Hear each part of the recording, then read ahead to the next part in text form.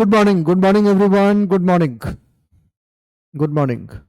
There is some issue related to chat section, so we are extremely sorry for that. क्योंकि आपके batch में because I'm unable to see your chat on app, तो इसलिए website पर हम लोग ये पूरा का पूरा chat देख रहे हैं. So don't worry, things will be fine because today I'm going to discuss only about the syllabus. So this is a sort of orientation class in which we will discuss about various sources which you need to refer to, and we will also be discussing about the syllabus. So good afternoon, everyone. Good afternoon. Now let us move on to good afternoon.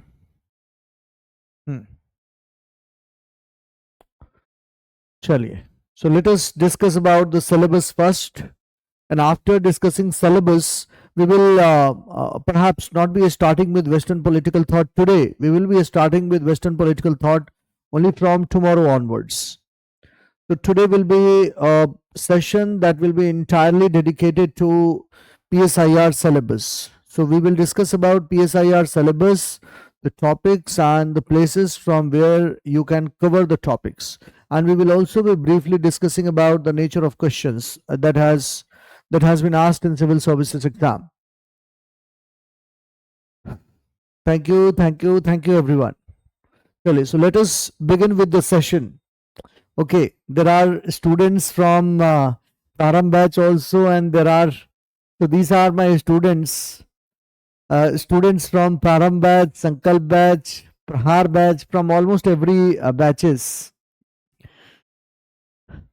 Now let us begin with the topic. So today's topic is about orientation session. But why orientation session? Why not directly start with the topic itself?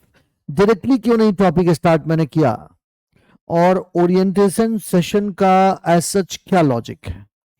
Orientation session का as such कोई logic नहीं है. Just to give you a glimpse of civil services exam syllabus, so that you will have an idea about civil services exam. You will have an idea about what kind of questions are being asked in exam. इसीलिए orientation session. और दूसरा, you should have an idea about the syllabus also. That is why first session is entirely dedicated to orientation only. Orientation class.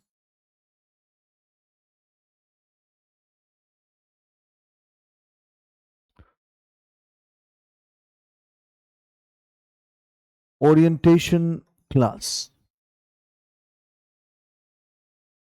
So first, let us discuss about do's and don'ts. What you need to do in political science optional and what you need not do in political science optional, and then we will discuss about the syllabus of political science. PSIR optional.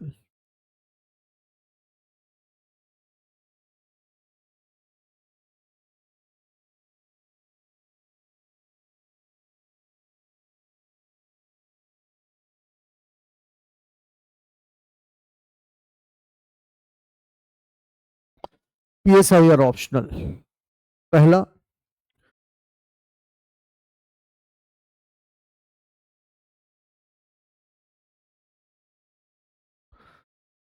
do's and don'ts of PSIR optional. What you need to do in the optional and what you need not do in the optional. Do's and don'ts. First, what you need to do in the optional, and then we will discuss about syllabus. Limited number of material and multiple revision. Limited sources.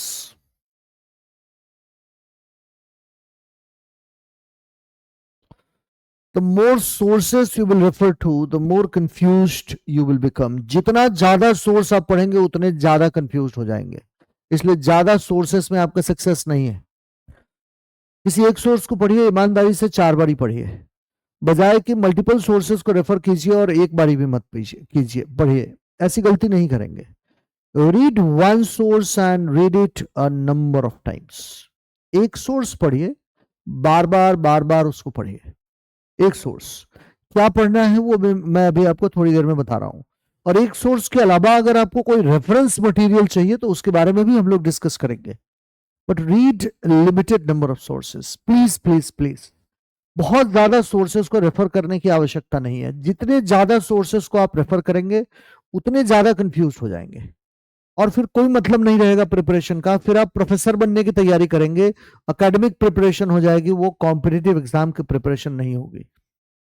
दूसरा जो आपको करना है do's में professional approach. Professional approach क्या होता है? एक अप्रोच होता है कि हम बहुत पढ़ते हैं, सुबह शाम पढ़ते ही रहते हैं, हमें जो भी नई बुक मिलती है हम उस बुक को पढ़ना शुरू कर देते हैं, वो अप्रोच होता है। That is not professional approach to clear the exam. Exam को क्लियर करने का प्रोफेशनल अप्रोच क्या होता है? प्रोफेशनल अप्रोच का मतलब होता है you stick to the syllabus, syllabus oriented, exam oriented preparation. इसको बोलते हैं प्रोफेशनल अप्रोच। जब आपकी पूरी की पूरी प्रिपरेशन इज एग्जाम ओरिएंटेड, जो एग्जाम में पूछा जा रहा है आप वो पढ़ने की कोशिश कर रहे हैं, आप अननेसेसरली फालतू की बातें नहीं जानने की कोशिश कर रहे हैं। You are only interested in what is being asked in exam. You are very exam centric when you are looking at the things. जब तुम चीजों को देखते हो ना तो तुम एग्जाम पॉइंट ऑफ व्यू से देखते हो। चीजों को देखने का दो नजरिया होता है। जैसे सपोज हम पढ़ेंगे वेस्टर्न पॉलिटिकल थॉट, मान लिया क्लास में, चीजों को देखने का दो नजरिया है। जिस समय आप प्लेटो पढ़ रहे होंगे या कार्ल मार्क्स आप पढ़ रहे होंगे तो एग्जाम पॉइंट ऑफ व्यू से पढ़ने वाला बच्चा कैसे पढ़ेगा और एकेडमिक प्रिपरेशन पढ़ाई करने वाला बच्चा कैसे पढ़ेगा? जिसको एकेडमिक प्रिपरेशन करनी है वो मार्क्स के बारे में सब कुछ जानने की कोशिश करेगा, वो मार्क्स के बारे में मल्टीपल सोर्सेस को रेफर करेगा, जो एकेडमिक प्रिपरेशन वाला बच्चा है, माइंड इट।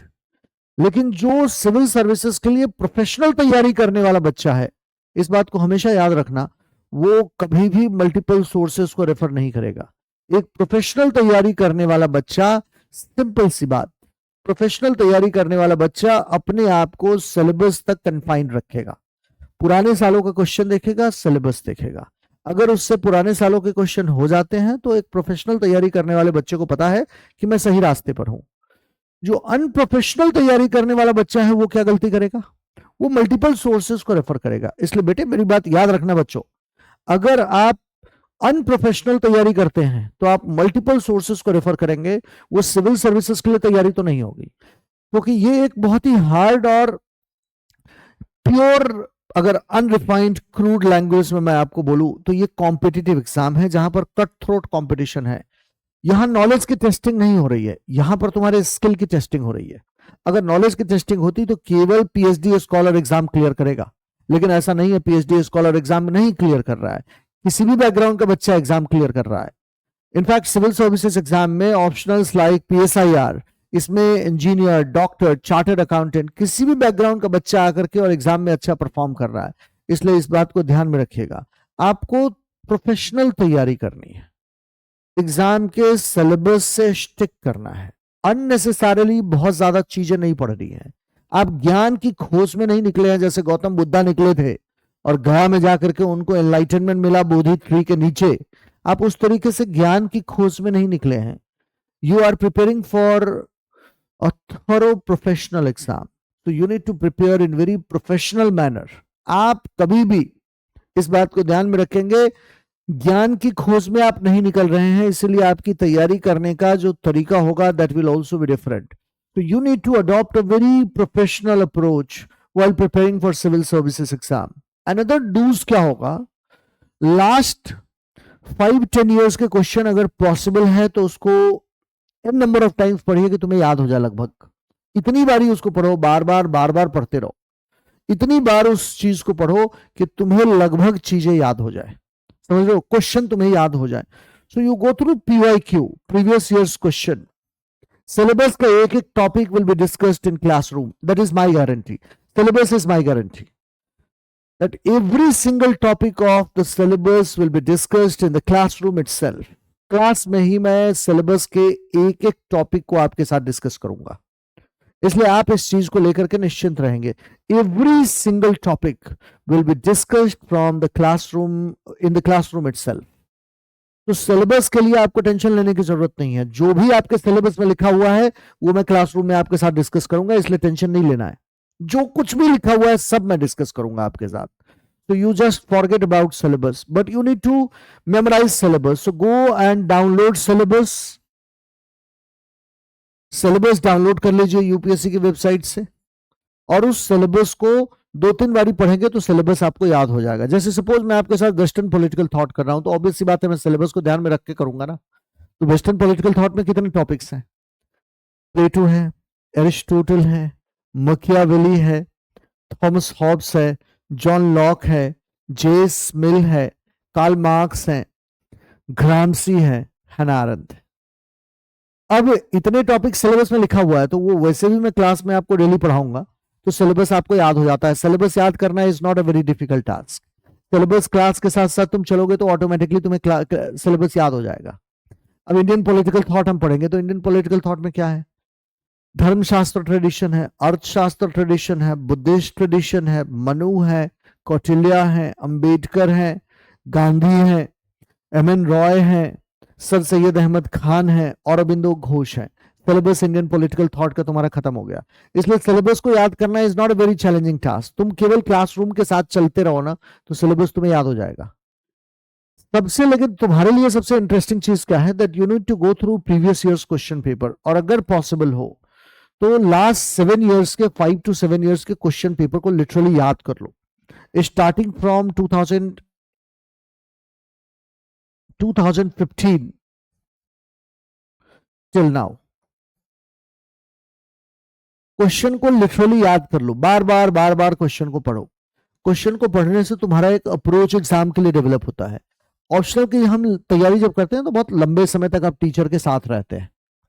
तो मैं आपके ऑप्शनल की क्लास 7 महीने तक लूंगा। अब तुम सोचो, 7 महीने अगर मैं तुम्हारी ऑप्शनल की क्लास लेता हूं, 7 महीने से कम में ऑप्शनल खत्म नहीं होगा। 7 महीने से कम में अगर मैं ये क्लेम करता हूं कि मैं आपके ऑप्शनल को खत्म कर दूंगा, तो बेसिकली वो धोखा है। वो मैं ऑप्शनल नहीं खत्म कर रहा हूं, बेसिकली मैं आपको धोखा दे रहा हूं। इस बात को ध्यान में रखिएगा। जो ऑप्शनल खत्म होना चाहिए वो 7 महीने में खत्म होना चाहिए, और 7 महीने से ज्यादा समय लग सकता है, 7 मंथ से कम का समय नहीं लग सकता है। अभिषेक शर्मा बेटे यहां फोकस कर लो, पीडीएफ कहीं भी मिल जाता है। पीडीएफ यूपीएससी की वेबसाइट पे जाओगे तो पीडीएफ लिखा हुआ है, पीडीएफ वहां पे रखा हुआ है। तो इसलिए अननेसेसरली ऐसी चीजों को लेके बेटा परेशान नहीं होना है जो तुम्हारे सामने में पड़ा हुआ है। समझ गए? पीडीएफ यूपीएससी की वेबसाइट पे पूरा रखा हुआ है 1979 से लेकर के अब तक। तो इसलिए यहां फोकस कर लो जो पढ़ा रहा हूं आपको। अब यहां पर यह ध्यान रखना that you go through previous years question paper and you try to read question paper of last 7-8 years. अगर पॉसिबल हो तो 7-8 साल के क्वेश्चन पेपर को पढ़ के लगभग आपके दिमाग में चीजें आ जानी चाहिए। इससे क्या फायदा होगा, जब हम वेस्टर्न पॉलिटिकल थॉट पढ़ेंगे तो आपके दिमाग में चीजें आ जाएंगी, चीजें बैठ जाएंगे। अच्छा, प्लेटो में ये क्वेश्चन पूछा हुआ था 2015 में और सर अभी पढ़ा रहे हैं। एक बात हमेशा याद रखना कि ऑप्शनल पेपर में स्टैटिक एरिया में, अभी मैं बात करूंगा कि स्टैटिक एरिया कहां पे है और डायनेमिक एरिया कहां है। स्टैटिक एरिया में ऑप्शनल पेपर में जो भी पूछा जा सकता है, whatever can be asked has already been asked. Optional paper में ये ध्यान में रखना, जो भी static area, for example Plato, Aristotle, Karl Marx, जो भी पूछा जा सकता है वो पूछा जा चुका है। 99% केसेस में वो पूछा जा चुका है। वो किसी न किसी साल में ऑलरेडी सिविल सर्विसेज एग्जाम में आ चुका है। तुमसे वो नया कुछ नहीं पूछने जा रहे हैं, इसलिए परेशान होने की आवश्यकता नहीं है। जो भी वो पूछेंगे वो ऑलरेडी कभी ना कभी पूछ चुके हैं, क्योंकि उनके पास पूछने के लिए बहुत सारी चीजें हैं नहीं। मेंस का एग्जाम 1979 से अब तक हो रहा है। 1979 से अब तक लगभग 45 ईयर्स हो गए। अब तुम मेरे को बताओ, 45 साल से ऑप्शनल का पेपर हो रहा है, ऐसा कोई भी क्वेश्चन नहीं होगा जो प्लेटो से उनको पूछना है और उन्होंने पहले नहीं पूछा हुआ है। तो मोस्टली जो क्वेश्चन वो पूछते हैं ना, वो क्वेश्चन रिपीटेड होते हैं। उसी क्वेश्चन को वो पैराफ्रेज करते हैं। पैराफ्रेज मतलब अलग लैंग्वेज में, उसका लैंग्वेज बदल देंगे उसी क्वेश्चन को, लेकिन उस क्वेश्चन को पास्ट में उन्होंने पूछा हुआ है और कई बार पूछा हुआ है। कई बार आप रियलाइज करेंगे कि एक ही क्वेश्चन को एक बार ही नहीं, एक ही क्वेश्चन को बार बार पूछा हुआ है। दूसरा, सेकंड पॉइंट,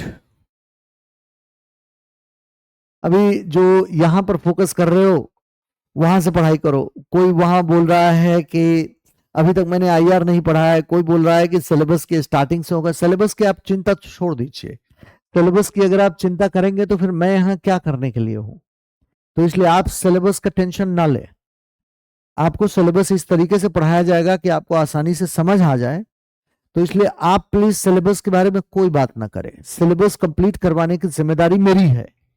चिंता किसी एक ही इंसान को करना है बेटे, बार बार सारे लोगों को चिंता नहीं करनी होती है। अगर सब लोग चिंता ही करेंगे तो काम कौन करेगा। तो इसलिए यहां जो आप बार बार जो ये लिख रहे हो ना कि सिलेबस में पहले टॉपिक से होगा, आखिरी टॉपिक से होगा, आप सिलेबस की चिंता ना करें। आपको जो क्लास में पढ़ाया जाएगा ईमानदारी से आप उस पर पढ़ने की टेंशन ले, जहां टेंशन लेने की आवश्यकता है। वो नॉर्थ इंडिया में, अपने यहां नॉर्थ इंडिया में बोलते हैं कि जब नाचने नहीं आता है ना, आंगन टेढ़ा होता है। तो मान लीजिए किसी बच्चे को दौड़ना नहीं है, उसके दौड़ने में मन नहीं लगता है, तो वो ग्राउंड में जाएगा तो 50 तरह की बहानेबाजी करेगा। कहेगा घास है बहुत ज्यादा, सीधे दौड़ना था मुझे लेकिन ये सर्कुलर है। कोई कहेगा नहीं नहीं ये स्क्वायर में है।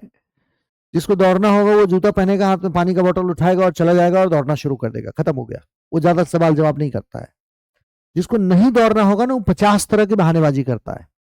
तो जिस बच्चे को मान लिया पढ़ाई लिखाई नहीं करनी होती है, वो 50 तरह की बहानेबाजी करेगा।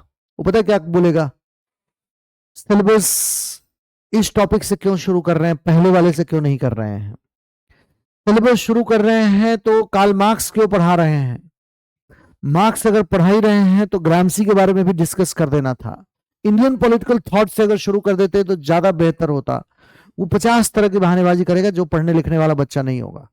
जो पढ़ने लिखने वाला बच्चा होगा उसको ये पता होगा कि हाँ वेस्टर्न पॉलिटिकल थॉट से टॉपिक स्टार्ट हो रहा है, सर ने कहा है कि सारा सिलेबस मैं क्लास में करवाऊं, सारे टॉपिक मैं क्लास में करवाऊंगा, तो सर जैसे चल रहे हैं उसी के हिसाब से चलना है, आसानी के साथ मुझे समझ में आ जाएगा। ये एक तरीका होता है, समझ लो मेरी बात। जब जिम में जाओगे ना और कोई ढंग का ट्रेनर आपको मिलेगा तो आप हमेशा नोटिस करेंगे when the trainer is really good. तो couple of months back I went to a gym, the trainer was really good, he was a very nice, very good body builder.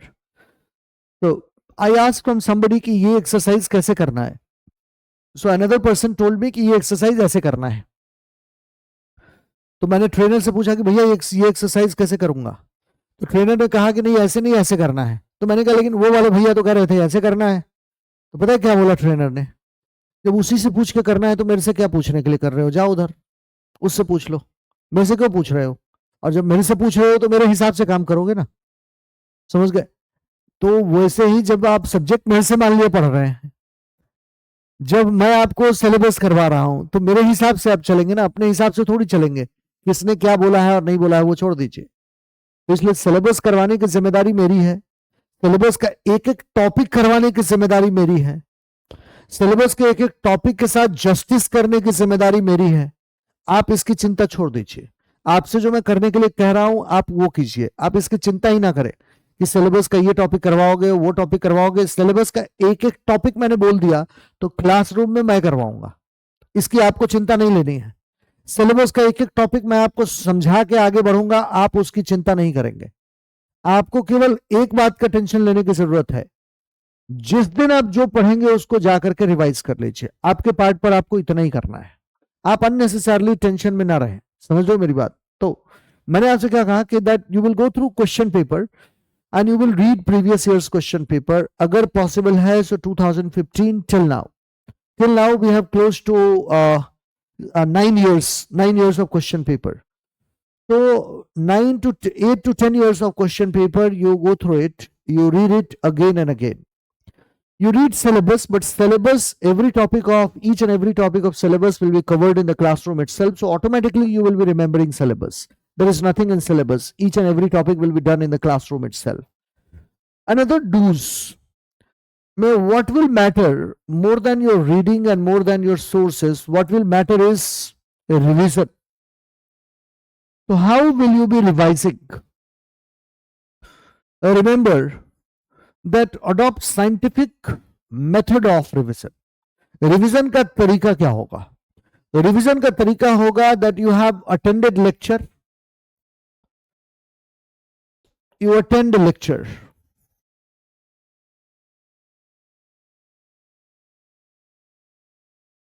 I right very extensively on the board. मैं board पे बहुत ज्यादा बातें क्यों लिखता हूं? मैं board पे बहुत ज्यादा बातें ये इसलिए लिखता हूं, उसके पीछे का लॉजिक है. मान लिया मैं आपके सामने केवल बोल रहा हूं तेजी से, जैसे आज ही मैं अभी थोड़ी देर पहले संकल्प बैच था, और संकल्प बैच में मैं 15-20 मिनट में बोलता रहा, लेक्चर एक्सप्लेन करता रहा, मैंने बोर्ड पे कुछ नहीं लिखा. मैंने देखा उसमें से आधे बच्चों ने कहा कुछ नहीं समझ में आया. आपने क्या बोला है कुछ नहीं समझ में आया, क्योंकि मैंने बोर्ड पे कुछ लिखा ही नहीं था, and I kept on delivering lecture. So I right very extensively on the board. साथ साथ आपको कुछ नहीं करना है, you keep on making your own running notes simultaneously. पहला काम आपको ये करना है. You attend a lecture, go back and read running notes. ये आपका फर्स्ट रिवीजन होगा. You read running notes. ये कौन सा रिवीजन होगा तुम्हारा? ये होगा तुम्हारा first revision, reading running notes. Second revision, before coming to the class आपको एक क्लास पीडीएफ मिल जाएगा. ध्यान रखिएगा, क्लास पीडीएफ. वो क्लास पीडीएफ कुछ नहीं है, वो मेरे ही नोट्स हैं, जिसको टाइप फॉर्मेट में वो नोट्स हैं, वो बेसिकली क्लास नोट्स हैं जो मैंने लिखवाया हुआ है, और उसमें मैं नई नई बातें ऐड करता रहता हूं. You will read class PDF. Second revision होगा ये, जो आप क्लास पीडीएफ को रीड करेंगे. Second revision. So within 24 hours, you have given 2 revision. Now things will internalize, things will settle down in your mind. Third revision. On Sunday, on every Sunday, on Sundays, you are making third revision of the syllabus. तीसरी बारी तुम syllabus को Sunday को revise करो, जो भी उस week में पढ़ाया गया है, पूरे वीक की चीजों को. और fourth revision on monthly basis. एक महीना कंप्लीट हुआ, आपने 2 दिन का टाइम एक्सक्लूसिवली डिवोट कर दिया रिवीजन करने के लिए, और आपने क्या किया? फोर्थ रिवीजन कर दिया. अब आप यहां पर एक बात, बड़ी इंटरेस्टिंग बात समझेंगे. हर इंसान को, जो भी स्टूडेंट है, उसको दिक्कत होती है कि सर चीजें जैसे जैसे टॉपिक आगे बढ़ रहा है, पीछे वाली चीजें भूलते जा रहे हैं. बेटे, पीछे वाली चीजें आप इसलिए भूलते जा रहे हैं because you are unable to revise things. Human memory is fallible. अगर तुम चीजों को रिवाइज नहीं करोगे तो मेरी बात हमेशा याद रखना, चीजें दिमाग में नहीं रहेंगी तुम्हारे. तुम्हें चीजों को रिवाइज करना है, ये मजबूरी है तुम्हारी.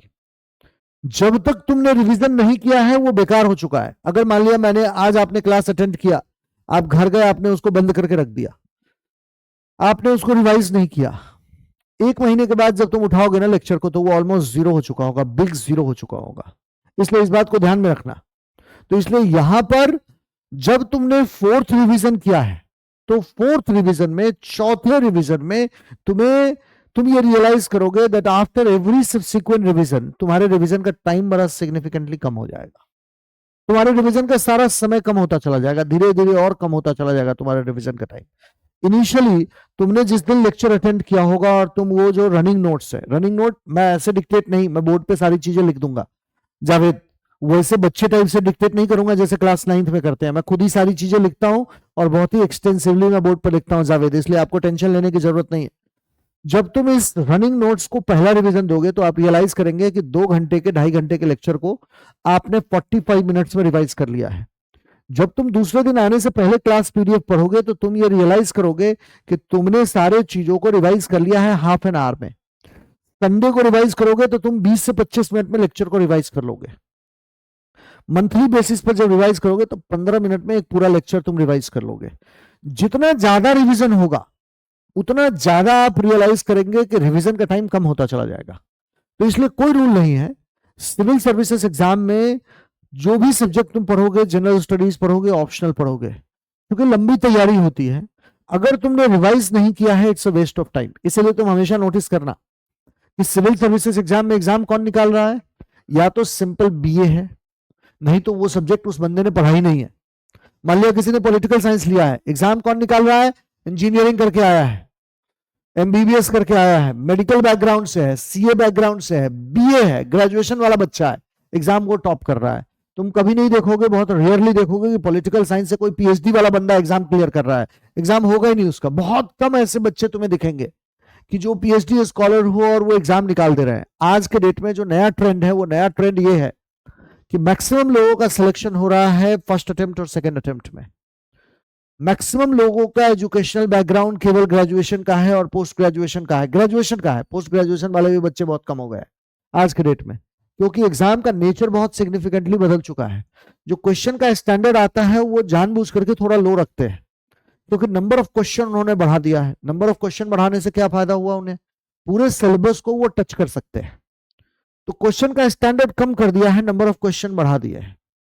जैसे तुम क्वेश्चन का स्टैंडर्ड कम करोगे और नंबर ऑफ क्वेश्चन बढ़ाओगे, हमेशा इस बात को ध्यान में रखना, नंबर ऑफ क्वेश्चन बढ़ने के साथ साथ स्किल का रोल बहुत ज्यादा बढ़ जाता है।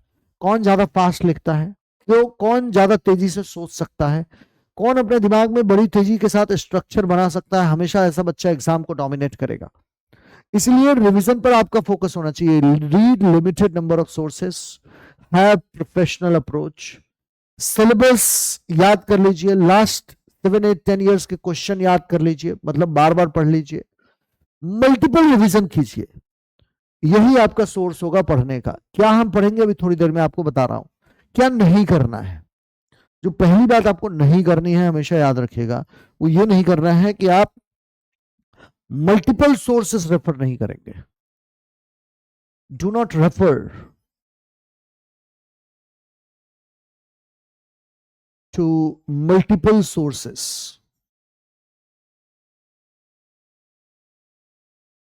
Do not refer to multiple sources. Multiple sources refer ना करो। समझ रहे हो मेरी बात? अगर मल्टीपल सोर्सेस रेफर करोगे तो रिस्क विल बी योर्स। इसमें मेरा कोई लेना देना नहीं होगा। तुम्हें मल्टीपल सोर्सेस रेफर करना, अपनी मर्जी से आपको जो करना है कीजिए, लेकिन अगर आप मेरे हिसाब से चलेंगे तो मेरा मानना है कि आपके लिए ज्यादा बेहतर होगा, क्योंकि आपकी सक्सेस में मेरा इंटरेस्ट है। मैं चाहता हूं कि आप सक्सेसफुल बने। और अगर आप मल्टीपल सोर्सेस को रेफर करेंगे, things will become very very very challenging for you. So do not refer to multiple sources, refer to few sources and read it multiple times. पहला। Second, academic approach, avoid academic approach. Academic preparation और exam की preparation दो अलग अलग बातें होती हैं। Avoid academic approach. अगर तुम academic approach रखोगे तो पता है क्या होगा? आप स्कॉलर टाइप से पढ़ना शुरू करेंगे। आपको ऐसा लगेगा जैसे प्रोफेसर बनना है आपको, उस तरीके से आपने पढ़ना शुरू कर दिया। Don't do that. Academic approach की आवश्यकता नहीं होती है। इनफैक्ट जो सिलेबस है, जिस तरीके का सिलेबस है, इसमें एकेडमिक अप्रोच की बेटे जरूरत नहीं है। इसलिए आपको एकेडमिक अप्रोच नहीं रखना है। Mind it. आपको सिंपल सा अप्रोच फॉलो करना है। आपको क्या अप्रोच फॉलो करना है? No academic approach. कोई एकेडमिक अप्रोच नहीं होगा। आप उस तरीके से नहीं बनेंगे कि आपको प्रोफेसर बनना है। आप उस तरीके से पढ़ेंगे कि आपको एक कॉम्पिटिटिव एग्जाम निकालना है।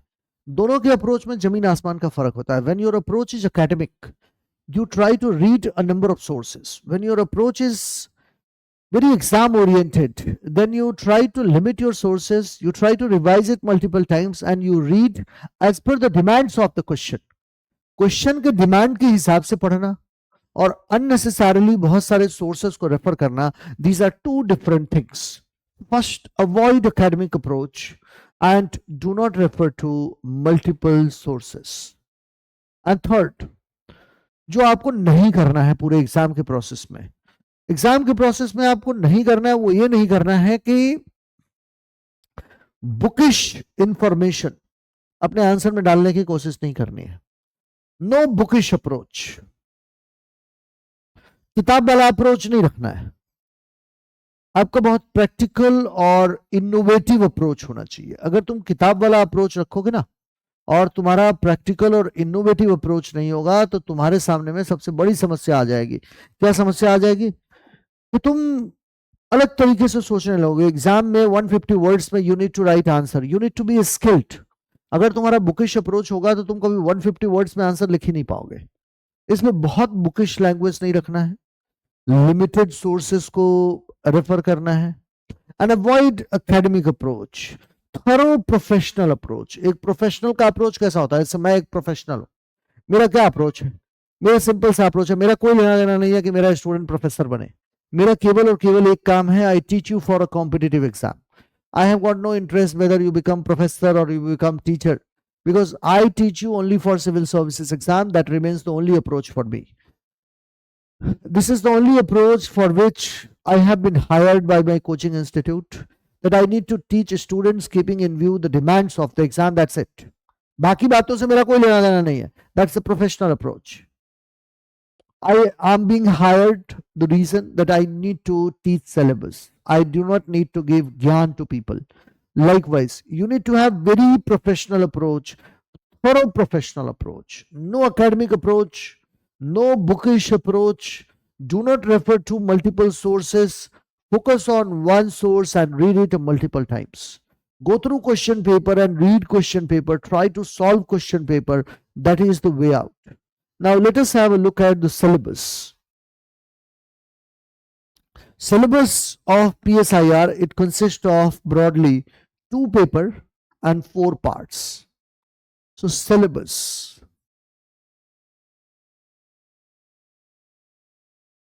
We will discuss here about the broader aspects of syllabus. Syllabus. Paper 1.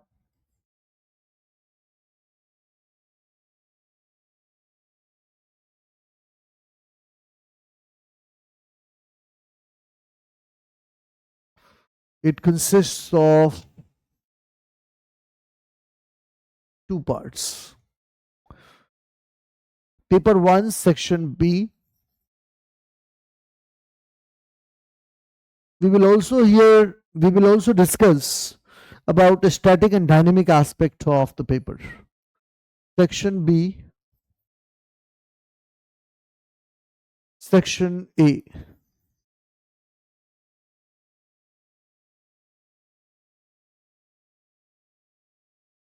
Section A and section B.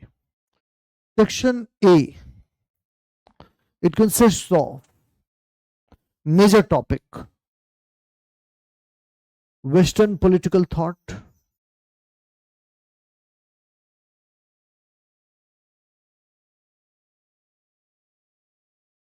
Indian political thought,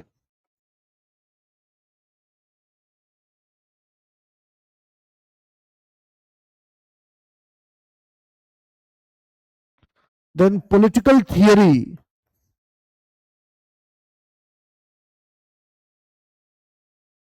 meaning and approaches,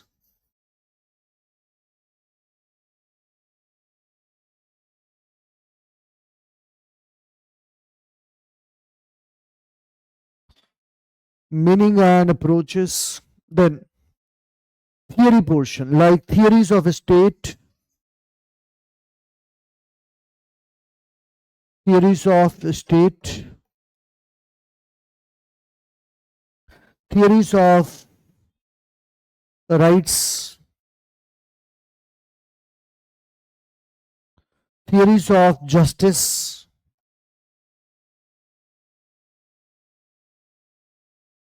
theories of state, theories of rights, theories of justice, theories of liberty, theories of democracy,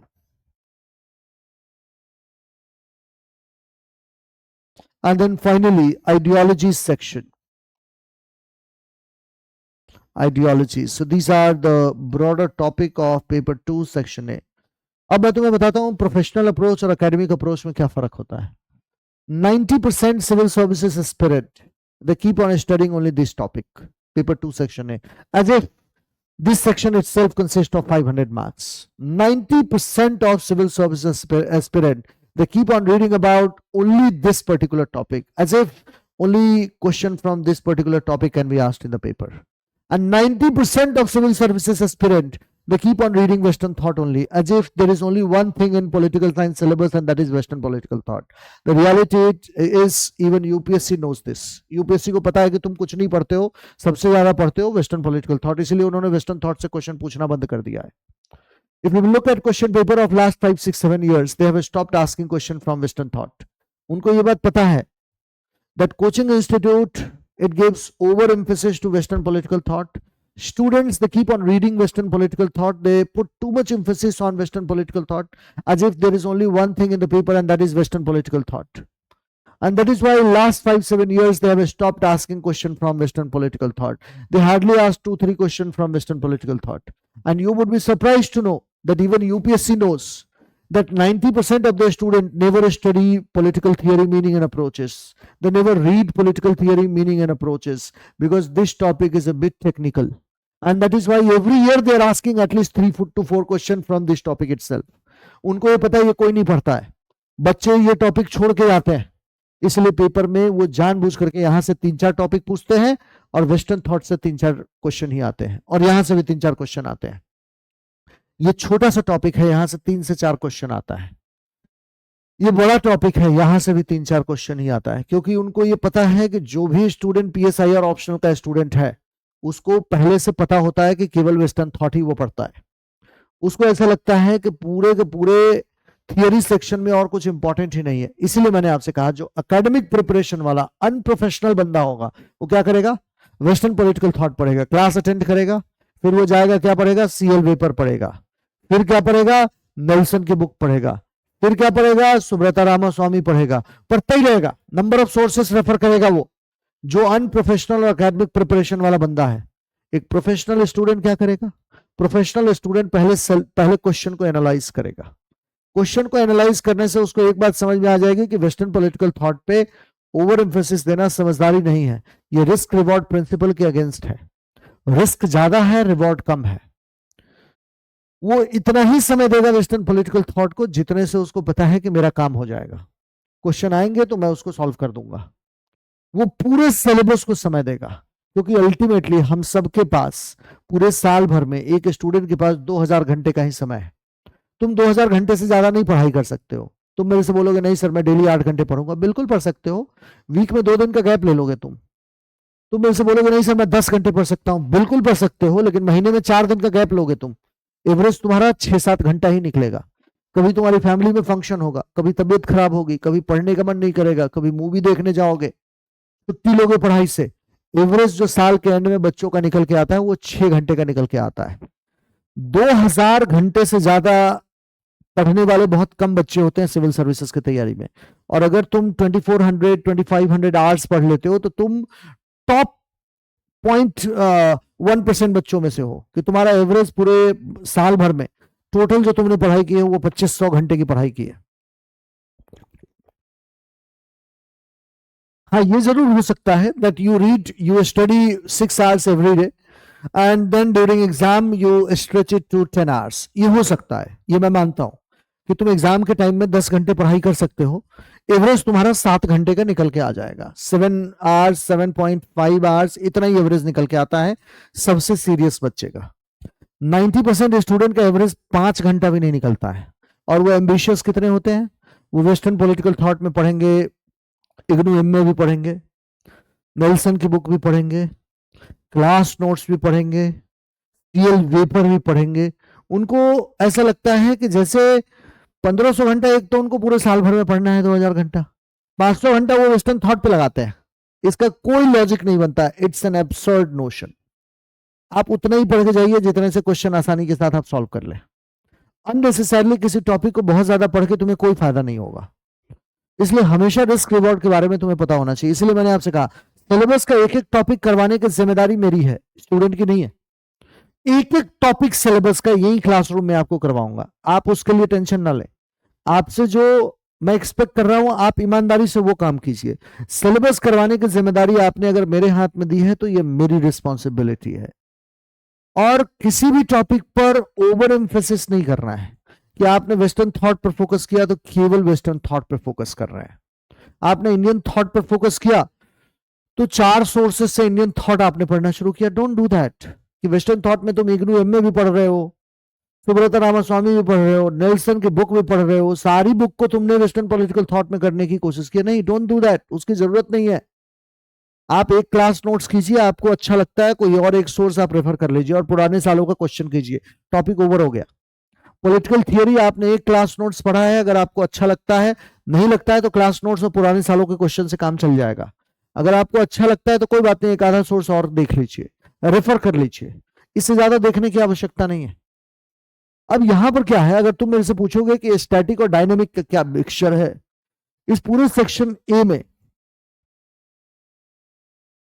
almost 100% dynamic static, sorry, almost 100% static, 100% static है।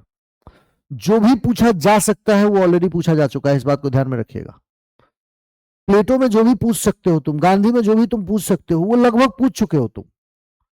अभी तुम question को केवल paraphrase करोगे, जो पूछा जा सकता है वो पूछा जा चुका है, इसलिए आप अपनी तरफ से बहुत टेंशन ना लें। Point number 2। Point number 3, section B में हमें क्या करना है? Section B, it covers Indian government and politics. So it covers, name of the topic is Indian government and politics.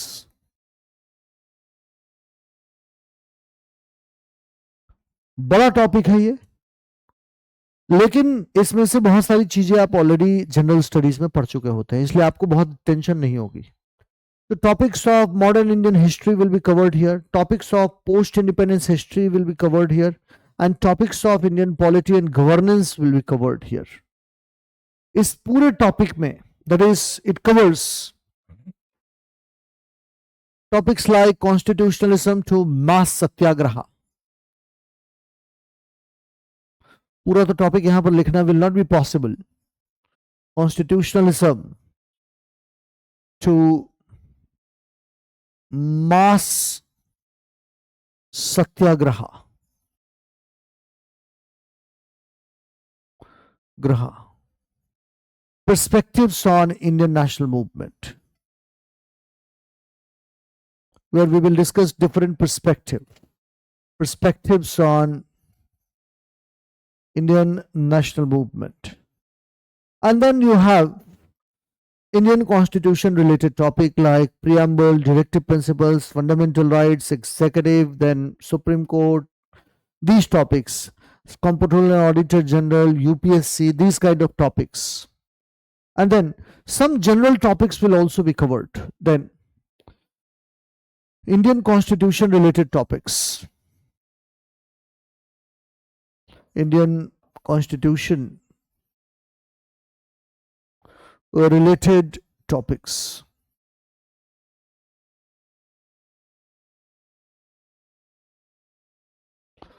Or finally, civil rights movement, grassroots movement, then other statutory bodies, constitutional bodies,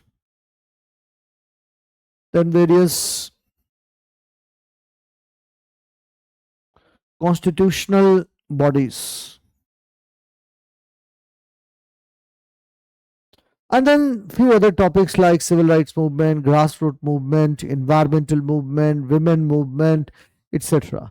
So various types of social movement, then Nehruvian model of economy, Gandhian model of economy, इन सारी चीजों के बारे में।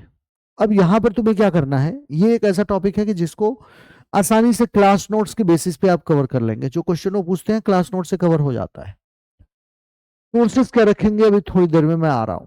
यहां पर अगर आप मेरे से पूछेंगे कि सर स्टैटिक और डायनेमिक का मिक्सचर क्या होता है, यहां पर स्टैटिक 75%, डायनेमिक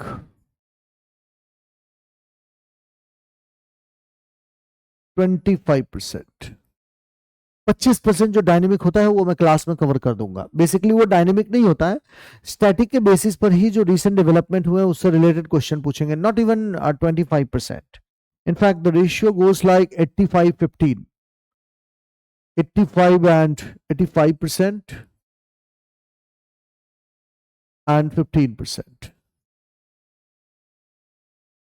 सेक्शन बी क्या सोर्सेस होगा, अभी थोड़ी देर में मैं उन सारी चीजों पे डिस्कस कर रहा हूं। जो ओवरवेलमिंग आपका एम्फोसिस होगा सेक्शन ए में, that will be on class notes, overwhelming emphasis.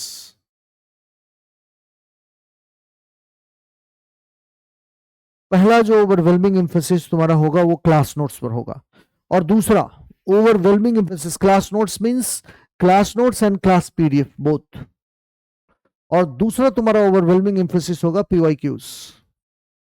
उसके बाद अगर तुम्हें समय लगता है, तुम्हारे पास समय बचा हुआ है, तो तुम कुछ और पढ़ो, फिर आप पर डिपेंड करता है क्या आपके पास समय बचा हुआ है। किसी के कहने पे नहीं। मैंने बहुत सारी किताबें पता है क्यों खरीदी है, यूं ही किसी ने मेरे से बोल दिया कि बुक बहुत अच्छी है, कोई बात नहीं, उसको अमेजोन से मंगवा लेना है। आज के डेट में तो तुम बुक ऑनलाइन ऑर्डर करते हो। जब हम लोग पढ़ाई करते थे तो हमें किताब खरीदने के लिए जाना होता था। आज के डेट में तो स्टूडेंट के सामने और आसानी है किताब मंगवाने की, तुम्हें कुछ करना ही नहीं है, जाओ और अमेजोन पे ऑर्डर कर दो, तुम्हारे घर में किताब आ जाएगी। तुम्हें पता नहीं चलता है over the period of time, 1 महीना 2 महीना 1 साल 2 साल में इतनी बुक्स तुम्हारे पास इकट्ठा हो जाती है कि तुम्हारा literally you will have migraine, migraine related issue. तुमको समझ नहीं आएगा कि मेरे को क्या पढ़ना है क्या छोड़ना है, कौन सा मटेरियल पढ़ो कौन सा मटेरियल छोड़ो। तो एग्जाम हमेशा पास करना, इस बात को ध्यान में रखिएगा। एक प्रोफेशनल अप्रोच चाहिए एग्जाम को पास करने के लिए। एग्जाम को पास करने के लिए आपको विद्वान नहीं बनना है। अगर एग्जाम को पास करने के लिए विद्वान बनना होता तो सिविल सर्विसेज एग्जाम में सारे डीयू और जेएनयू के प्रोफेसर भरे होते। कौन नहीं चाहता है कि मैं सिविल सर्वेंट बनूं? कौन प्रोफेसर ऐसा है जो नहीं चाहता है? आप में से बहुत सारे बच्चे अभी ग्रेजुएशन में होंगे, वो ये रियलाइज करेंगे हम जो यहाँ पढ़ेंगे उससे ग्रेजुएशन पोस्ट ग्रेजुएशन में भी तुम्हारा काम हो जाएगा। जो भी हम लोग यहाँ पढ़ेंगे सिलेबस में, पीएसआईआर के सिलेबस में, उससे आपका ग्रेजुएशन पोस्ट ग्रेजुएशन दोनों में काम हो जाएगा, इसलिए टेंशन लेने की आवश्यकता नहीं है। इनफैक्ट ग्रेजुएशन पोस्ट ग्रेजुएशन में जो सिलेबस है, जो भी चीजें यहां से मैच करती है वो सब यहां से हो जाएगा। समझ के मेरी बात? अब दूसरा, नहीं वो करंट अफेयर्स मैं क्लास में पढ़ाऊंगा, इसलिए आप टेंशन ना ले। चलिए अब कुछ बच्चों का वो दिल ले लिया जाए। यूपीएससी वाला में जो बुक मिले हैं वही काफी है ना गीतांजलि? बेटा गीतांजलि, आपको पीएसआईआर के लिए अलग से कुछ 1200-1300 पेजेस का जो मटेरियल होगा ना वो मिलेगा। मैं क्लास करवाऊंगा और उसके अलावा 1200-1300 पेजेस का मटेरियल जो मैंने प्रिपेयर किया हुआ है वो मटेरियल आपको मिलेगा। और उसके अलावा जो प्रीवियस ईयर्स क्वेश्चन पेपर है, उतना material will be more than enough. उतने मटेरियल से ईमानदारी से आपका काम हो जाएगा, डोंट वरी। उसके बियॉन्ड बहुत ज्यादा जाने की जरूरत नहीं है। बाकी मैं आपको अभी और भी सोर्सेस बताऊंगा, इसलिए टेंशन ना ले।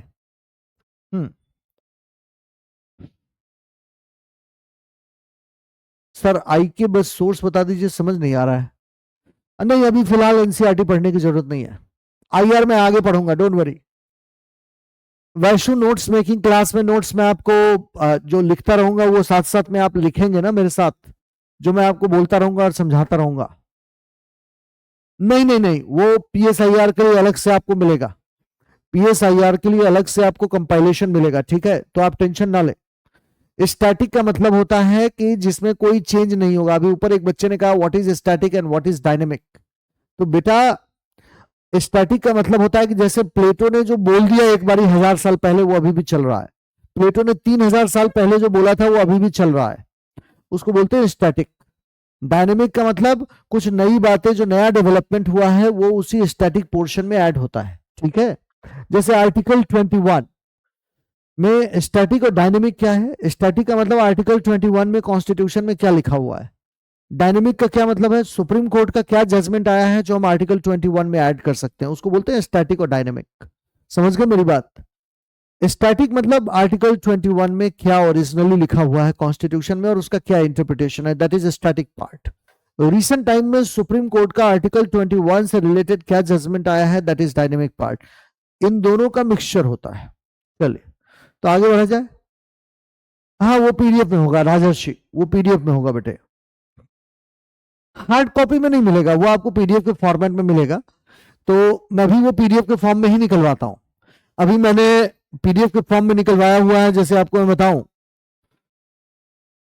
वेस्टर्न पॉलिटिकल थॉट है, तो वेस्टर्न पॉलिटिकल थॉट आपको पीडीएफ के फॉर्म में मिलेगा। तो अभी थोड़े दिन पहले मैं पीडीएफ करवाने गया था, हार्डली मुझे लगता है 80-90 रुपए में वो वेस्टर्न पॉलिटिकल थॉट का मैंने पीडीएफ निकलवाया था। तो वो आपको पीडीएफ के फॉर्मेट में मिल जाएगा, डोंट वरी, उसके लिए टेंशन लेने की जरूरत नहीं है। अब यहाँ पर हम लोग डिस्कस करते हैं, यहाँ तक कुछ और क्वेश्चन है तो मेरे से पूछ लीजिए। बेटे आपको कॉलेज क्लासेस है आलिशा, तो आप ये कर सकते हो ना कि कॉलेज क्लासेस को अगर मैनेज करना है, टाइमिंग रिलेटेड अगर इशू है, 1 बजे से है, तो क्योंकि जो बच्चे कॉलेज में हैं वो तो केवल शाम के टाइम में ही क्लास कर सकते हैं, तो आप ये तो या तो आप रिकॉर्डिंग देख लीजिए, अदरवाइज मैं आज एक बार ये बात कर लूंगा, ठीक है। हाँ, जीएस के पॉलिटी का काफी सारा पोर्शन बेटे यहां से हो जाएगा। बता रहा हूं मैं कौन सा रेफरेंस बुक अर्चित यूज करना है, मैं वो आपको बताऊंगा, डोंट वरी, थोड़ा सा वेट कर लो, ठीक है, थोड़ा सा वेट कर लीजिए, मैं आपको रेफरेंस बुक बताऊंगा। कॉम्प्रिहेंसिव नोट्स आपको यहीं से मिलेगा, इसलिए आपको अपने से बेटे कॉम्प्रिहेंसिव नोट्स नहीं बनाना है, आपको नोट्स बुलेट फॉर्मेट में बनाना है। कॉम्प्रिहेंसिव नोट्स बनाने की आपको जरूरत नहीं है, कॉम्प्रिहेंसिव नोट्स तो यहां से आपको मिलेगा ना। हम्म। वैशु पूछ रहा है न्यूज़पेपर क्लास में होगा क्या? बेटे ये न्यूज़पेपर की क्लास है क्या कि न्यूज़पेपर में क्लास में करवाऊंगा? मतलब क्या पूछ रहे हो वैशु, ये न्यूज़पेपर की क्लास है क्या? यार ये न्यूज़पेपर थोड़ी है, न्यूज़पेपर की क्लास थोड़ी है चल रही है। चलिए, वो मैं आपको बताऊंगा, how to enrich your answer बेटे, वो मैं आपको बताऊंगा, डोंट वरी, बताऊंगा मैं आपको, ठीक है। आ, बिल्कुल बिल्कुल बिल्कुल, ग्रेजुएशन इस साल में कंप्लीट कर लेंगे तो पोस्ट ग्रेजुएशन के लिए अपियर हो सकते हैं, तो यस, बिल्कुल आप प्रिंट करवा लीजिएगा जुनैद, अभी आपको वो मिल जाएगा, टेंशन लेने की जरूरत नहीं है, ठीक है, आप टेंशन ना लें। डायनेमिक पोर्शन को कैसे डील करना है ये मैं बताऊंगा, थोड़ा अभी वेट करो, अभी अभी तो मैंने डिस्कस करना आपके साथ स्टार्ट किया है। अब चलो, अब जरा हम लोग आगे बढ़ते हैं। अब यहाँ कुछ बच्चों ने मेरे से कहा कि सर डायनेमिक पोर्शन को कैसे डील करें। डायनेमिक पोर्शन को डील एक तो मैं क्लास में करवाऊंगा, और दूसरा डायनेमिक पोर्शन को करंट अफेयर्स के बुकलेट के जरिए, जो करंट अफेयर्स आपको कोचिंग देती है ना, आप अगर पीडब्ल्यू के स्टूडेंट हैं तो पीडब्ल्यू का जो मंथली मैगजीन आती है वहां से डायनेमिक पोर्शन कवर हो जाएगा। डायनेमिक पोर्शन के लिए जो आपका सोर्स होगा वो होगा PW monthly magazine, this magazine is really good, monthly magazine.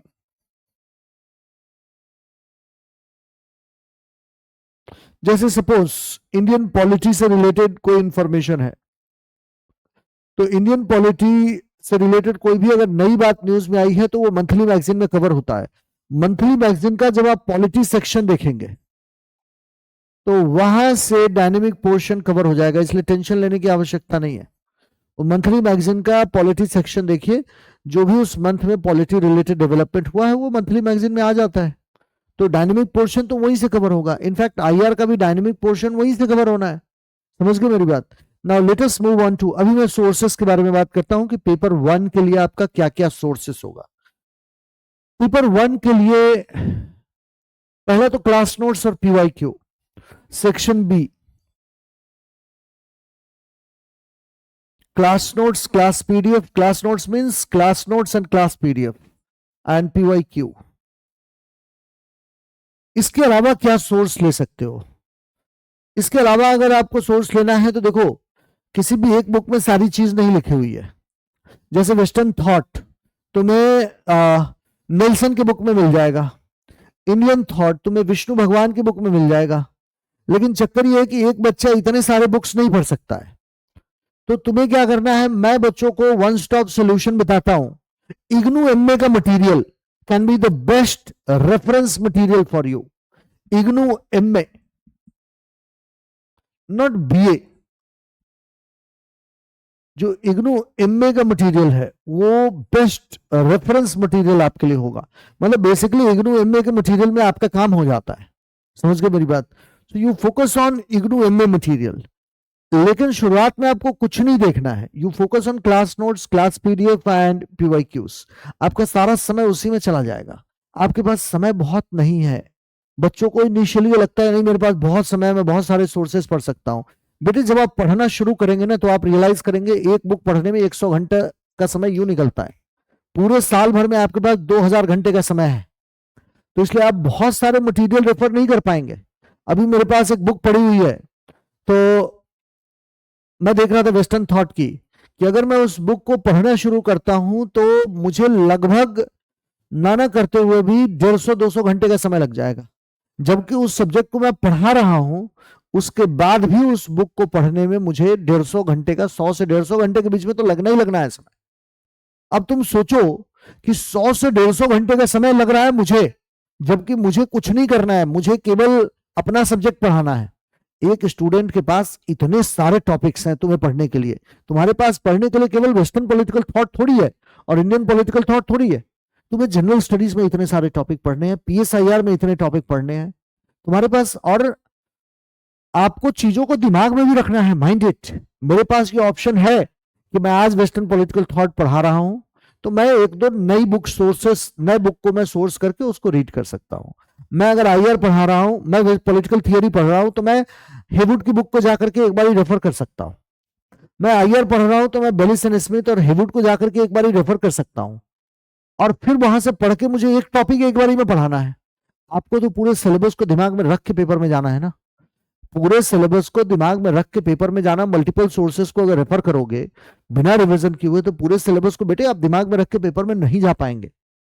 इसलिए मैं आपको बार बार बोल रहा हूं कि मल्टीपल सोर्सेस को रेफर मत करो, लिमिटेड सोर्सेस को रेफर करो, मल्टीपल सोर्सेस को ना करो रेफर।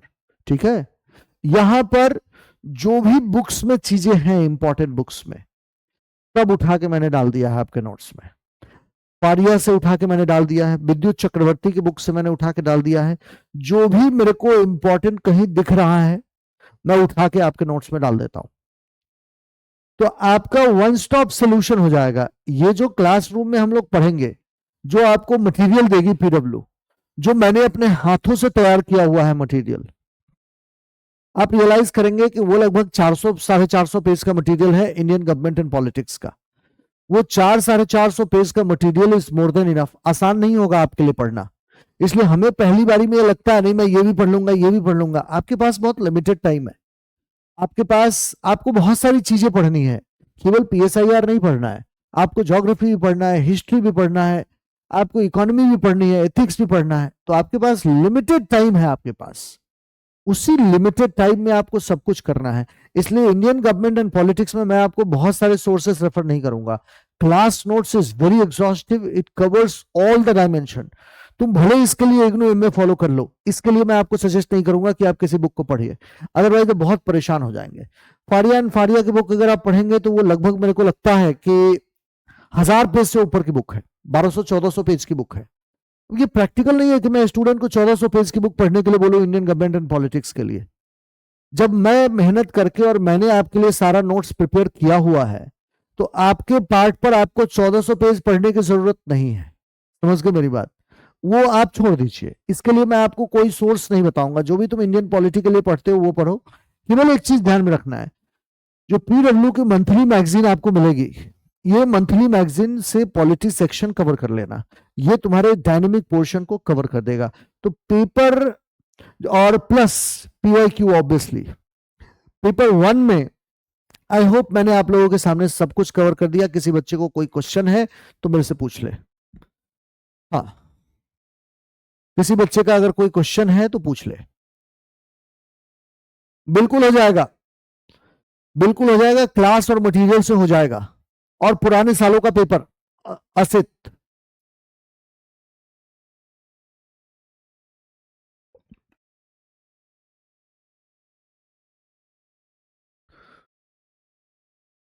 अच्छा, प्रारंभ बैच के बहुत सारे बच्चों को लाइव पीएसआईआर का ऑप्शन नहीं आ रहा है अदीब।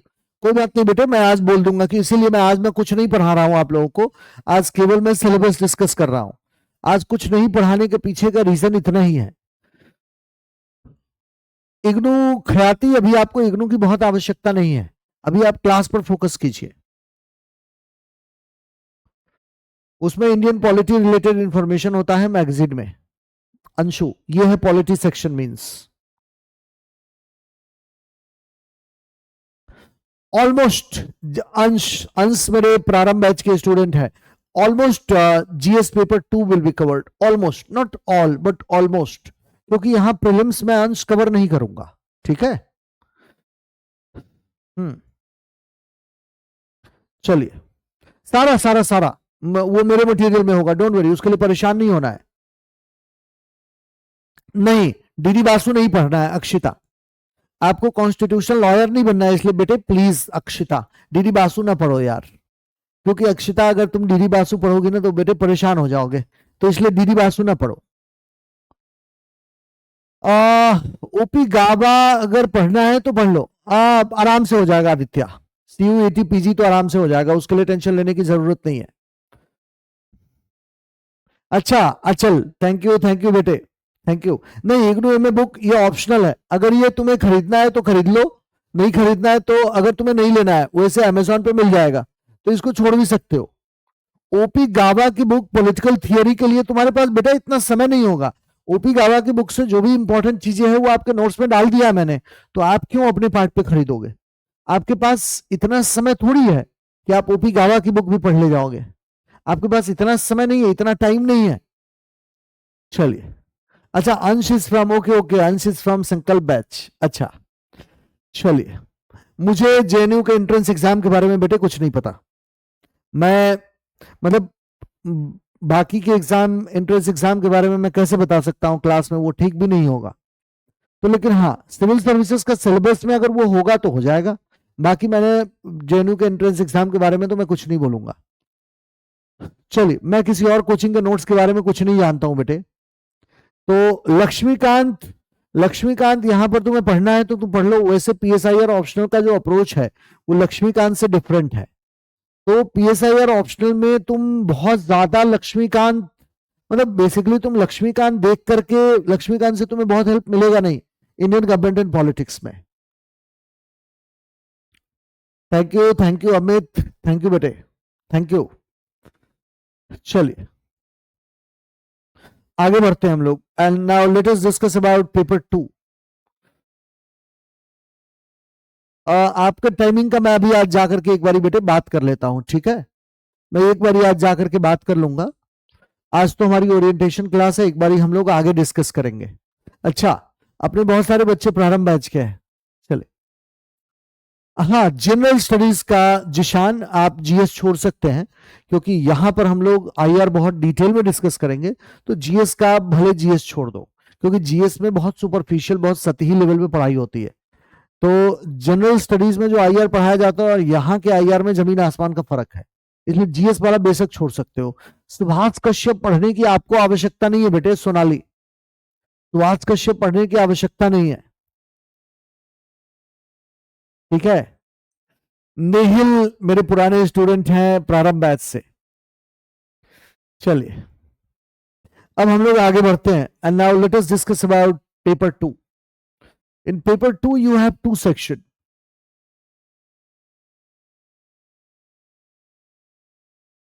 पेपर 2 हम लोग कल जो लेक्चर अपना स्टार्ट करेंगे ना, वो वेस्टर्न थॉट से स्टार्ट करेंगे।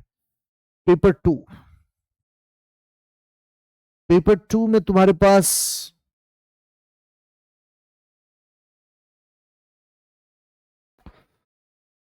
दो paper, section A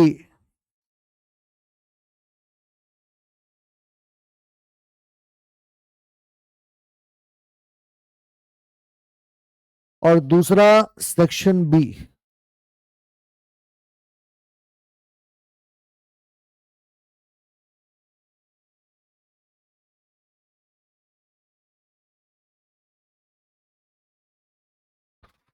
section B, section A and section B.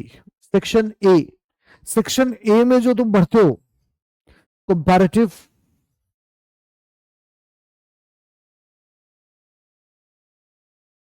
Comparative politics, पहला जो फर्स्ट टॉपिक है तुम्हारा सेक्शन ए पेपर 2 का, that is related to comparative politics. उसके बाद we discuss about theories of international relations, उसके बाद हम लोग आईआर की थियरी के बारे में डिस्कस करते हैं, फिर हम लोग डिस्कस करते हैं की concepts in international relations, theories of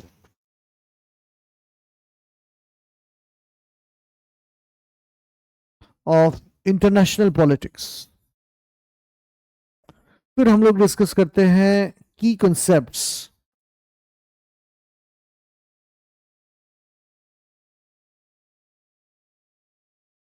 in international relations. फिर हम लोग डिस्कस करते हैं cold war, American hegemony, unipolarity, इन सारे टॉपिक्स के बारे में, कोल्ड वॉर, यूनिपोलैरिटी,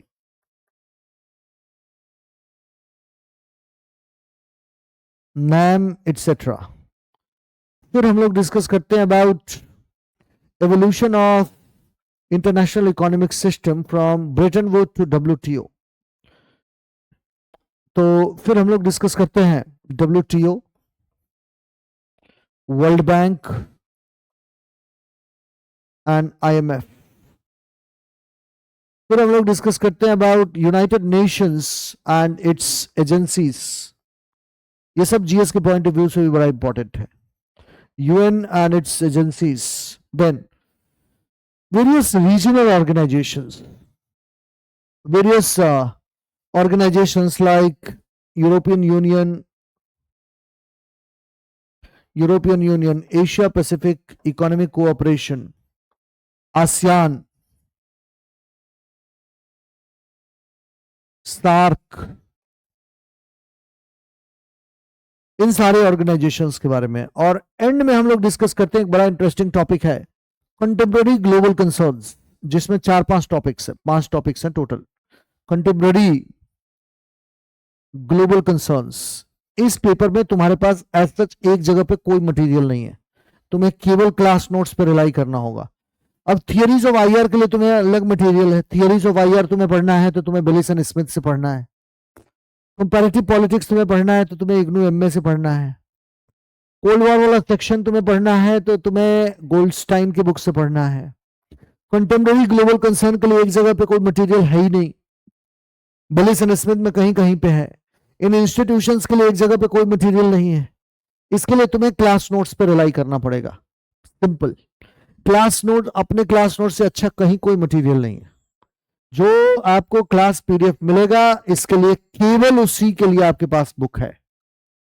यहां पर भी अगर तुम चाहो तो कुछ एक सिलेक्टेड टॉपिक के लिए इग्नू MA देख सकते हो. यहां पर स्टैटिक पोर्शन कितना होगा? Almost 70%. Static 70%, dynamic 30%.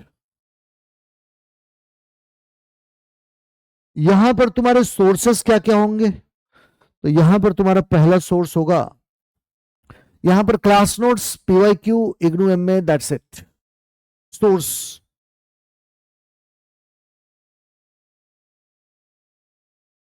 Class notes,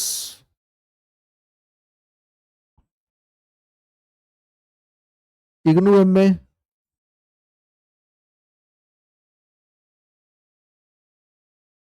पहला सोर्स होगा तुम्हारे क्लास नोट्स का, दूसरा सोर्स होगा इग्नू MA, और तीसरा सोर्स होगा पुराने सालों का क्वेश्चन, PYQs. Only 3 sources.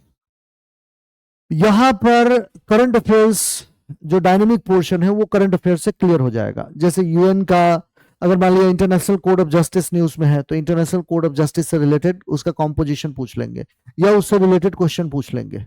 उसके स्ट्रक्चर के बारे में तुमसे क्वेश्चन पूछ लेंगे. मान लिया वर्ल्ड बैंक की कोई एक एजेंसी न्यूज में है, तो उसके स्ट्रक्चर से रिलेटेड क्वेश्चन पूछ लेंगे. मान लिया SAARC न्यूज में है, south Asian association for regional cooperation, उससे रिलेटेड क्वेश्चन पूछ लेंगे. तो बेसिकली यहां पर कुछ एक क्वेश्चन आपसे जो करंट अफेयर्स में न्यूज में है उससे रिलेटेड पूछेंगे. यहां पर तुम्हारे पास रिलाई करने के लिए you have got only class notes and current affairs. As such ये पूरा मटेरियल एक जगह किसी किताब में नहीं है. कोई भी बुक अगर तुम उठाओगे, किसी बुक में तुम्हें पूरा मटेरियल नहीं मिलेगा, इसकी गारंटी है.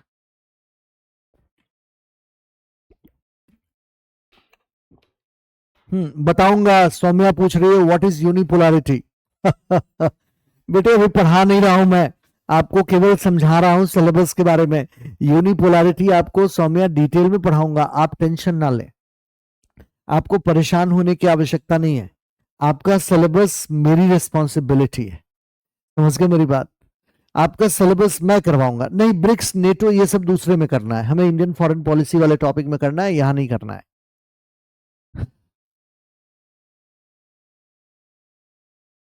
चलिए, yes you can read only class notes and class PDF, उतने से आपका काम हो जाएगा। बिल्कुल, फॉल ऑफ यूएसएसआर, इसीलिए बेटे यहां पर एटसेट्रा लिख दिया ना मैंने जुनैद, इसीलिए तो यहां पर एटसेट्रा लिख दिया है।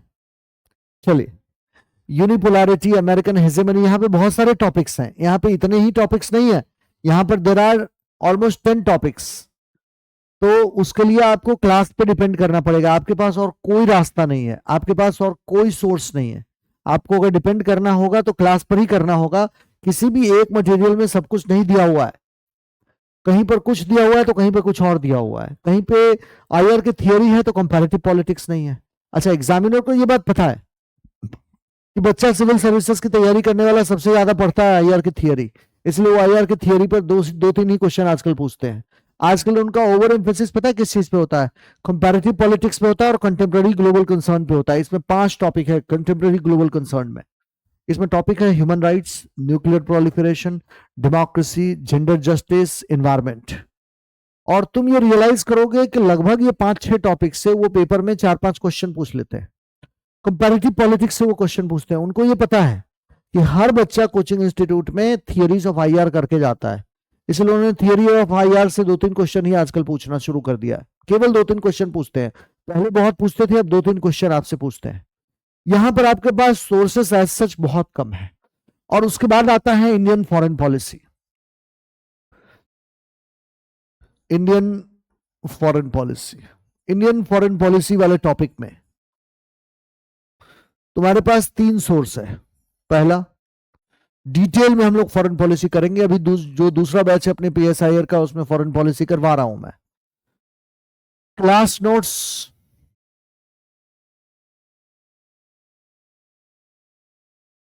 पीवाईक्यूज, देन न्यूज़पेपर, या कोई भी एक ब्लॉग फॉलो कर सकते हो, या तो ब्लॉग फॉलो कर लो, न्यूज़पेपर कर लो। एक ब्लॉग जो मैं फॉलो करता हूं, बड़ा अच्छा ब्लॉग है वो है gatewayhouse.in। ये gatewayhouse.in का ब्लॉग, इस पे डेली आर्टिकल्स आते हैं, तो इससे डेली एक एक 2-2 आर्टिकल पढ़ना होता है। और इसके अलावा any newspaper of your choice, newspaper,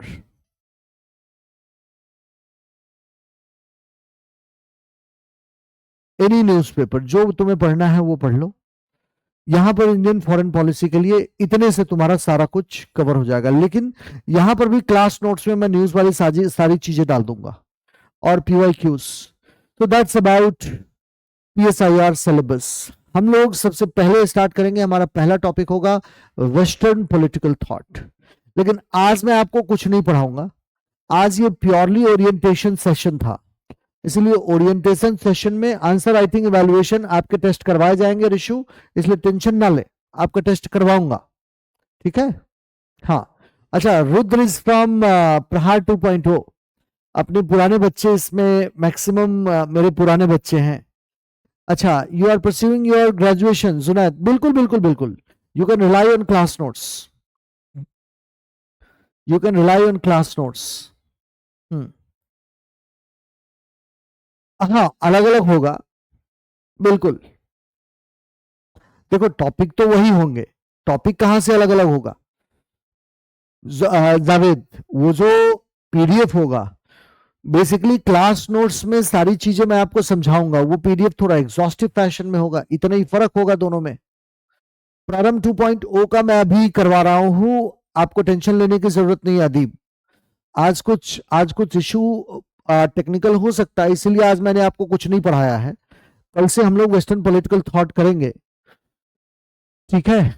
Anita, किसी भी दूसरे कोचिंग के बारे में यहां पर कोई बात नहीं होगी, यहां पर हम बात केवल अपनी कोचिंग के बारे में करेंगे, अपने सब्जेक्ट के बारे में बात करेंगे बेटे। किसी दूसरी कोचिंग के बारे में मैं कोई बात नहीं करूंगा, और न ही मैं आपको कोई बात करने दूंगा किसी और कोचिंग के बारे में। अगर आप किसी और कोचिंग के बारे में बात करते हैं तो आपको ब्लॉक कर दिया जाएगा, हो सकता है, तो इसलिए बेटे ये गलती मत करो, ठीक है?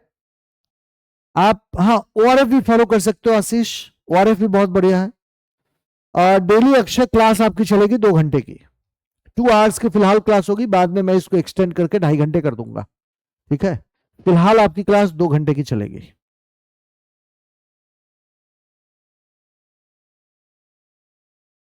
ओआरएफ भी कर सकते हो इसमें, अगर ओआरएफ ऐड करना है तो ओआरएफ कर लो, ऑब्जर्वर रिसर्च फाउंडेशन, ओआरएफ की वेबसाइट भी ऐड कर सकते हो।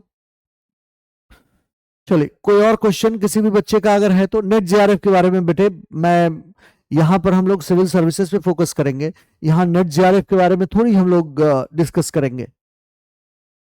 हम्म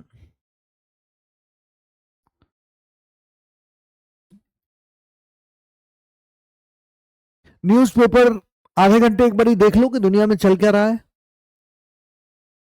इसमें स्टैटिक और डायनेमिक जैसा कुछ नहीं, इसमें बेसिकली थीम बेस्ड क्वेश्चन आते हैं, तो कोई भी थीम होगा उसको डायनेमिक एरिया से, करंट अफेयर से कनेक्ट करके पूछते हैं, ठीक है। अच्छा, गीतांजलि इज फ्रॉम, हाँ गीतांजलि इज माय स्टूडेंट, तो right now I am teaching Titan batch and संकल्प बैच। चलिए, कोई बात नहीं अनीता बेटे, दूसरे कोचिंग के बारे में क्यों बात करना है, अपनी चीजों पर फोकस करते हैं। हाँ जिशान, एमए में आपका काम हो जाएगा, एमए में तो लोअर लेवल की चीजें पूछते हैं ना, तो आपका काम हो जाएगा। सिविल सर्विसेज का तो पैटर्न इज डिफरेंट, और यहां पर आपका रेगुलर टेस्ट करवाया जाएगा। सेक्शन बी में मेंस में स्टैटिक का, यहां पर अगर मेरे से पूछोगे कि सर स्टैटिक और डायनेमिक का क्या, यहां पर स्टैटिक डायनेमिक जैसा है नहीं, यहां पर basically theme based questions are being asked, theme based questions are asked.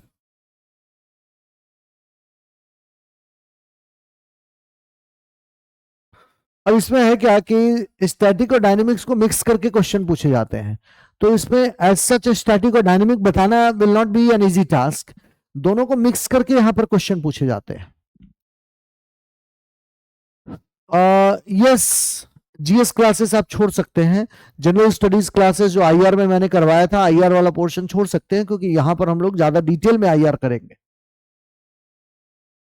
Vimal, we can use English more in class, but the problem is there are many students who are not comfortable with exclusively English medium batch. So that is why it is a English batch, wherein mode of instruction will be in English, but sometimes to make you understand complex concept, I will also be using Hindi. चलिए, बिल्कुल बिल्कुल साक्षी, बिल्कुल बिल्कुल याद है, मैंने promise किया था कि मैं वेट लॉस करके आप लोगों से मिलूंगा, प्रारंभ बैच के बच्चों से। Hmm Sanvi is also from Prarambh batch. इट्सा देख सकते हो सूरज, इट्सा, इट्सा is good, but follow only one blog, because you have a number of blogs, but follow only one blog. No, no, no, notes will only be in English. No, this is purely an English medium batch. Jishan, this is purely an English medium batch, but sometimes I will also be using Hindi to make you understand complex concept. Because some students, they are not comfortable with exclusive English batch. So that is why it is a English batch in which mode of instruction will be primarily in English, but Hindi will also be used. Yes, you can rely, Ayush. You can rely. Only class notes, PYQ, and current affairs, even that is going to suffice.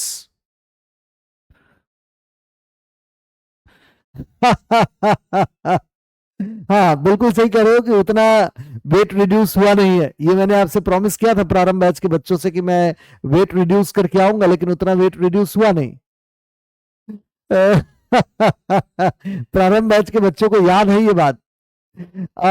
Yes, but normally I take up your doubts on every day, on day-to-day basis. So if you will have doubt, I will take up your doubt on weekend also.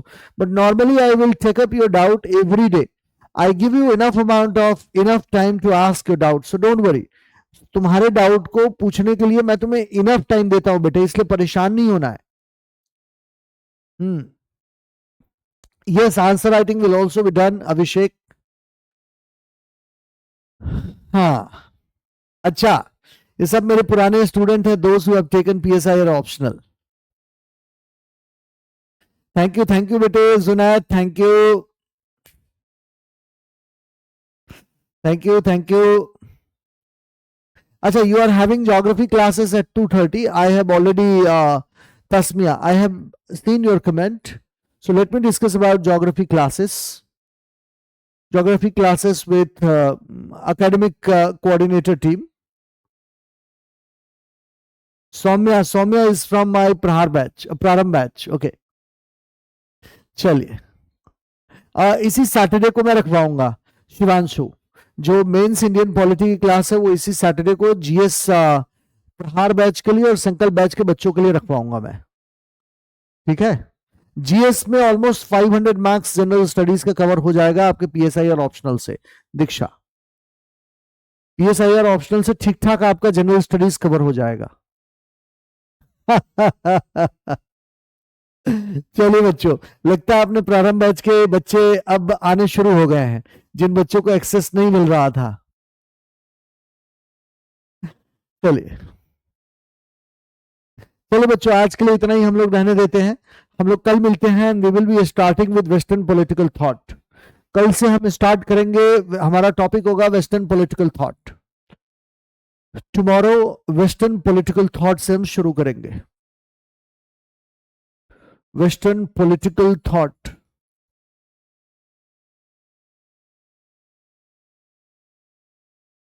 and first topic will be Plato. Plato will be the first topic. You are really going to enjoy Western political thought. This is the easiest of the topics. Some students, they told me that sir, thought topic is difficult or not. No. It is the easiest of the lot. In fact, you would be surprised to know whatever you have heard about Western political thought is wrong. It is the easiest of the lot, and this topic you are going to enjoy like anything. I can guarantee you that this topic you will enjoy like anything. This is my guarantee to you. You are really going to enjoy Western political thought, each and every topic. And don't worry about any topic. It is my responsibility to make you understand everything. You just follow my advice. You do not do anything on your own. You just focus on my advice. If I tell you that please go to your place, please revise topic every day, so you revise every day. जो भी मैंने आपसे बात बोला है ना about scientific technique of revision, if you can do that on your own, I can assure you that political science is going to be really enjoyable for you. You are really going to enjoy political science like anything. And I can assure you one thing, that political science optional is going to help you out immensely in civil services general studies paper 2, paper 4, paper 1. It is going to help you out immensely.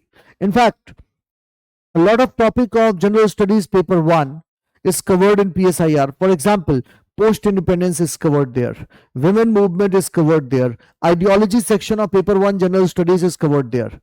Almost entire paper 2 is covered in PSIR optional. Almost entire paper 2 except social justice topic. Almost entire PSI general studies paper 2 is covered in PSIR optional. And in fact, in paper 4, a lot of topics of paper 4, especially thinkers topic, is covered in PSIR optional in paper 1 section A. So paper 1 section A, theory of justice of John Rawls, Gandhi, Plato, Aristotle, all these topics are covered in PSIR optional, so you do not need to worry about syllabus.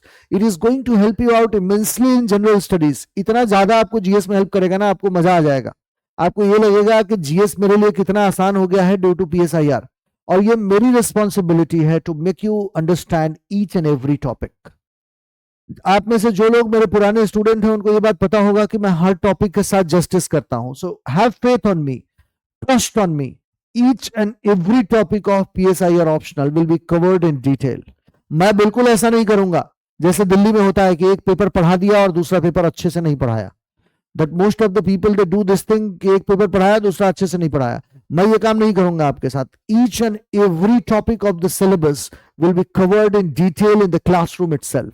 ठीक है, चलिए।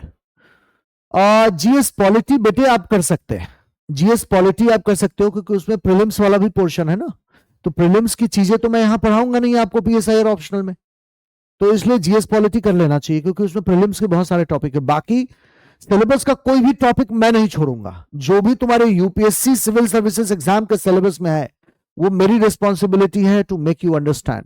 आप केवल free mind से आइए, दिमाग मत लगाओ, अपना फ्री माइंड से आइए। You will realise that most of the questions you are easily able to do on the basis of class lecture itself.